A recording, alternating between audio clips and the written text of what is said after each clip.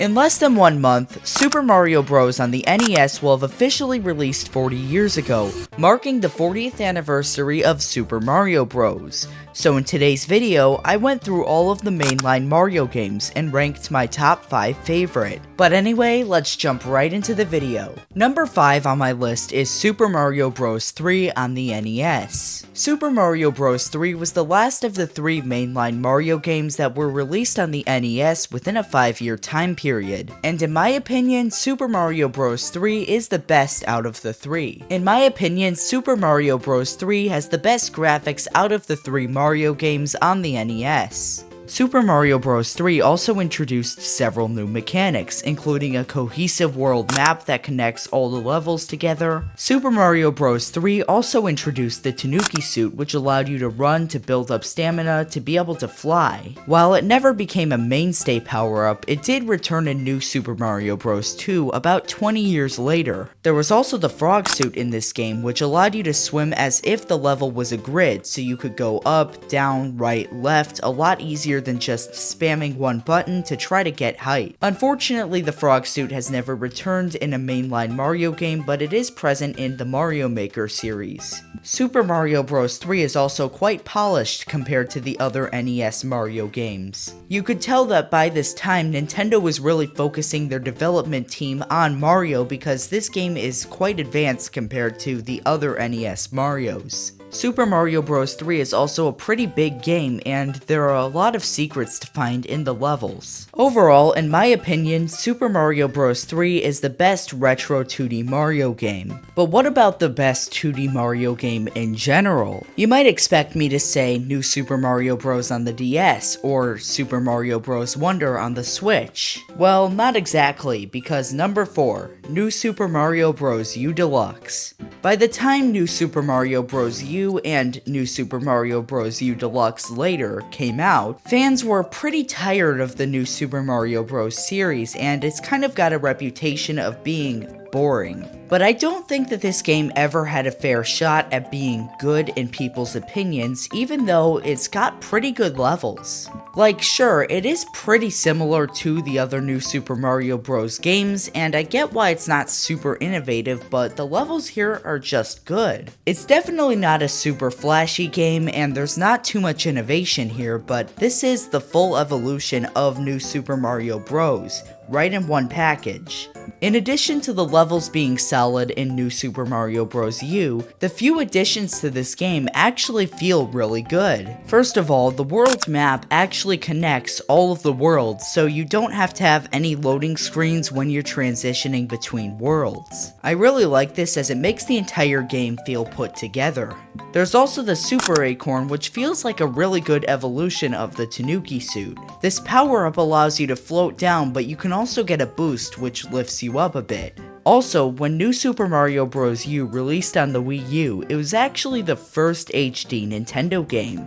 Overall, while I understand why some people like the more flashy Mario games, I really like New Super Mario Bros. U for what it is. It's not trying to do anything crazy, and the content is just good. Number 3, Super Mario 64. I feel like it would be a crime against Mario to not put Super Mario 64 on the list, as it's Mario's first 3D platformer. And you can kind of tell that this is Nintendo's first attempt at a 3D platformer. The camera is a bit clunky, and the graphics take advantage of polygons rather than unique shapes. Either way, I have to give Nintendo an A for effort here. Breaking into the 3D space was likely very difficult after only making 2D games for some time. In my opinion, Super Mario 64 does the best job out of any of the Nintendo 3D platformers of feeling like a Mario game. It feels like Nintendo was just trying to use a concept that worked, which was jumping through the portraits into different levels, and it worked because the levels are still pretty interconnected and easily accessible through Peach's castle, but they each feel very diverse in their own right. You've got levels like Bomb-On Battlefields, which is now iconic for being the first level of Mario 64 and just being a cool level, and Bomb-On Battlefield is just one of them. There are so many others. Each level just feels really unique and has many different challenges that don't feel like they collide at all.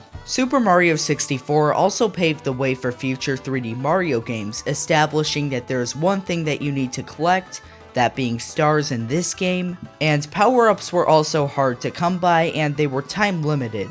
This overall encourages exploration and use of mechanics already built into Mario by default. Overall, while Super Mario 64 is not aging as well as other Mario games, it still feels really good to come back to, and it definitely helped future 3D Mario games become what they are today. Number 2, Super Mario Galaxy. Super Mario Galaxy is the third mainline 3D Mario game to be released, and it added one major mechanic, the Galaxy. The way this game works, there are usually a whole bunch of planets in a world, and you can jump from planet to planet in a lot of cases. The Galaxy theme really spices up gameplay because it basically changes how you play Mario. Unlike other 3D Mario games like Super Mario 64 and Super Mario Odyssey, the stars feel genuinely difficult to get to and sometimes borderline impossible, but it usually feels pretty rewarding when you do get a star, so the difficulty is excusable. Also, the orchestral-heavy soundtrack really fits the exploration theme of this game. The orchestra makes it feel like a really bold soundtrack, and it really fits the idea of moving from planet to planet and world to world. One critique I do have is that the camera still feels pretty limiting in some scenarios, which doesn't really make sense for a game that's fairly new. Either way, Super Mario Galaxy more than deserves its spot at number 2. Now before we get to the number 1 game, I would really appreciate if you would like this video and subscribe to the channel, it really helps me out. But at the number 1 spot, we have Super Mario 3D World. Super Mario 3D World might be one of the most underrated Mario games. Instead of having small open worlds where you collect stars to get to other areas, Super Mario 3D World has a level structure. This means that 3D World